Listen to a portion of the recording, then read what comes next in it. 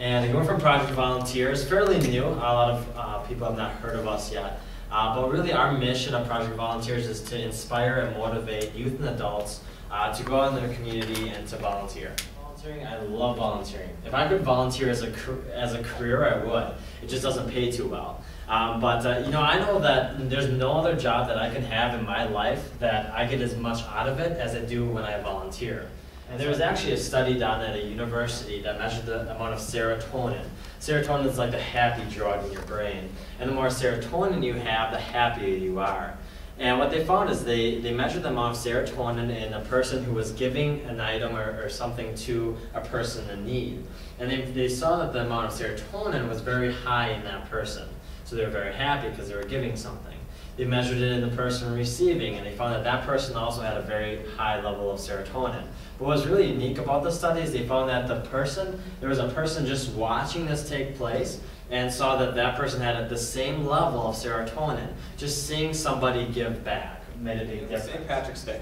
I remember it was St. Patrick's Day because if you're in college and it's St. Patrick's Day, you're pretty sure it's St. Patrick's Day. And so I hopped in the car and I was on my way. I was about 3 miles away from campus. And have any of you guys ever tried to reprogram a GPS at all? It's brutal. It's horrible. But I had gotten this GPS for Christmas, and I was one of those guys where I always thought I knew where I was going, so I didn't really need a GPS. But as of late, I was kind of struggling a little bit. I was like, all right, I better use this thing. So I got it up, and I put Betty to home. I named her Betty. I thought that was a good name. So I put her to home. But apparently, Betty knew a better way to get home than I did, because every time that I pass a road, she would go, recalculating, endpoint, 4 miles, recalculating. I couldn't take it anymore. So I reached down to try to reprogram. I just kind of went through the motions of just kind of helping. But at the end of camp, I had a counselor come up to me, and there was a camper, Bella, who wanted to see me. And I'm like, okay. And I saw her, and she was crying. It was the last day of camp. And of course, she was very sad, but she wanted to give me a hug goodbye. And I didn't talk to Bella that much during my experience there, but what I realized is that there's little things that I said to her and just being nice that impacted her life. And she was very grateful for that. So that's when I realized that the little things I do to people have a huge impact. Big brothers, big sisters. When I got into college, I wanted somebody to look up to me, so I became a big brother. I thought that was really cool, someone looking up to me. I got a chance to be a kid again. I got a chance to, sometimes I get caught up with homework and work and stuff like that, and I forget to have fun. And when I'm with my little brother, who may not have a male mentor in their life, I got a chance to just have fun with them. And rolled over 3 times on my windshield, going 63 miles per hour. When the smoke kind of settled, I found myself upright in the ditch, luckily. And I looked around, all my windows were gone, all my stuff was all around on the middle of the highway. And there was about 15 people in their cars and on the side staring at me, wondering if I was going to be okay. And I was. I climbed out of the window, fell to my knees, and just pointed up to the sky. Story that you may or may not have heard. It's about this girl who, it was a beautiful day out, and she decided to run out to the beach. And so she comes out to the beach and she finds hundreds of thousands of starfish all around the sand. And so she starts running up the starfish, picking them up, throwing them into the ocean.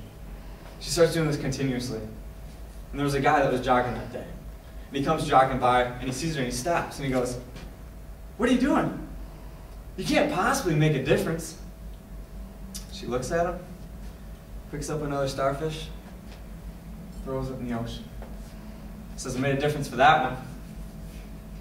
You may not impact 100 lives of people, volunteering for 2 hours, but odds are you're going to impact at least one. And I can honestly tell you that really makes a difference. Now, I always hit on a little bit about male volunteers. Obviously, there's no males in this class. But the biggest thing, what's unique, and this is what I always find, is anytime I volunteer, and Brian and I, we volunteer or we do something with a helping profession, there's not a lot of guys in there. And that's one of the things, one of our missions is to increase male mentors, male volunteers, because there's a need for it. Being a big brother, I know that where I volunteer, there's 100 little boys that are waiting to get matched with a big brother. But 3 out of every 10 people that actually go in and volunteer are guys. So there's such a need for it, and we have a busy lives. One big problem or one big misconception with volunteering is that some people think that Volunteering is you have to go out on a Saturday and commit a full day. You got to be a part of a huge organization. You got to do something big to volunteer. You have so many opportunities to give back in your everyday life. As much as it is hard sometimes, just doing the dishes in your house can be considered volunteering. Just having the mindset of giving back and giving your time and basically contributing to something that's greater than yourself.